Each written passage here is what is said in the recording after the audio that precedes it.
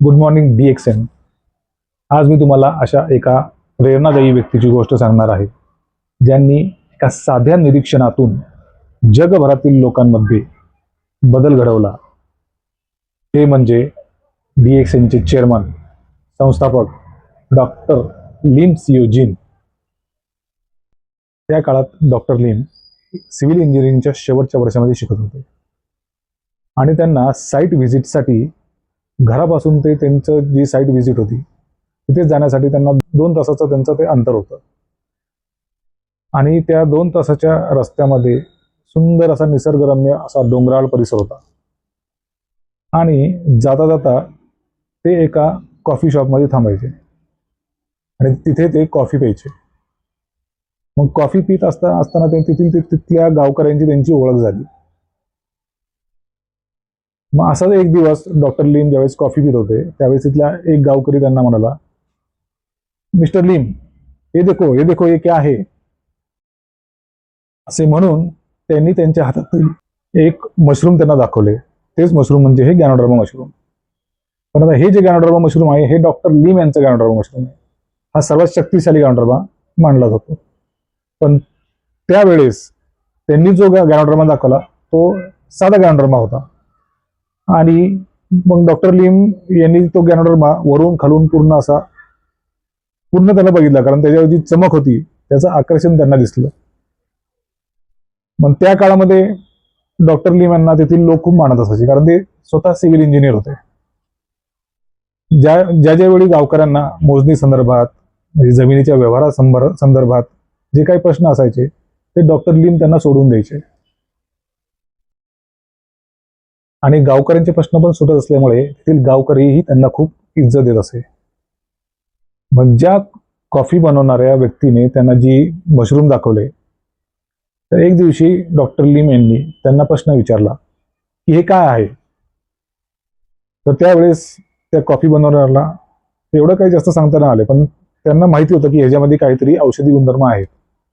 आणि मग ते सांगायचे की आम्ही ह्या मशरूमचा उपयोग आम्ही कॉफीमध्ये करतो, तसेच ह्या मशरूमला आम्ही जाळून त्याची जी काही राख तयार होते ती आम्ही कोकोनट ऑइलमध्ये मिसळून, जर एखाद्याला त्वचा रोग असेल किंवा एखाद्याला दमा असेल तर तो शहदमध्ये टाकून मधामध्ये टाकून आम्ही त्याचा तसा वापर करतो. आणि या गोष्टीमुळे त्यांचा जो काय आजार आहे त्याच्यामध्ये त्यांना खूप जबरदस्त इफेक्ट दिसत असे. मग डॉक्टर लिम यांनी त्यांना प्रश्न विचारला की मग तुम्ही याला जाळता का. मग तेथील गावकरी म्हणाले की आमच्याकडे दुसरा पर्याय नाही, आम्ही खूप प्रयत्न केला की न जाळता त्याचा काय उपयोग करता येईल का, पण ते त्यांना जमले नाही. तर ते म्हणायचे की आम्ही तो प्रयत्न केला पण तो एक काहीतरी असं रुईसारखा धाग्यासारखा तो पदार्थ बनायचा. मग डॉक्टर लिमने त्यांना विचारलं, पण तुम्ही हे जे जाळता ते जाळल्यामुळे त्यातले तर सगळे त्यातले जे काही गुणधर्म आहेत ते सगळे मरून जातात, पण त्याचा इफेक्ट तुम्हाला तरीही एवढा मिळतो, याचं आश्चर्य डॉक्टर लिम यांना वाटलं. आणि मग त्या दिवशी ते तिथं ज्यांनी कॉफी बनवली त्यांनी कॉफी पिली. आणि कॉफी पिल्यानंतर त्यांना असं काहीतरी जाणवलं की हे नक्कीच एक जादुई मशरूम आहे आणि यात काहीतरी वेगळं आहे. त्यांना ती कॉफी पिल्यानंतर जाणवलं. मग त्यांनी घरी आल्यानंतर आपल्या आईवडिलांना विचारलं, त्यांच्या आजीला विचारलं.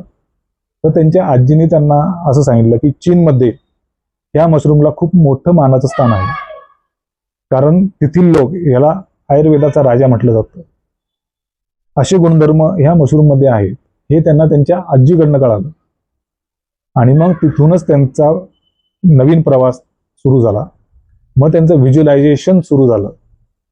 मग त्यांनी असा विचार केला की जर या जाळलेल्या मशरूम मध्ये जर एवढी ताकद आहे, जर आपण या मशरूमला ऑर्गॅनिक पद्धतीने लागवड करून जर उगवले आणि तेथील सगळे गुणधर्म जर आपण काढून असं एखादं जर प्रोडक्ट बनवलं तर याचा पूर्ण जगाला फायदा होईल, असं व्हिज्युअलायझेशन त्यांनी त्या काळात केलं. आणि त्याप्रमाणे त्यांनी मग त्यांची सुरुवात झाली रिसर्चवरती, ह्या मशरूमच्या रिसर्चवरती.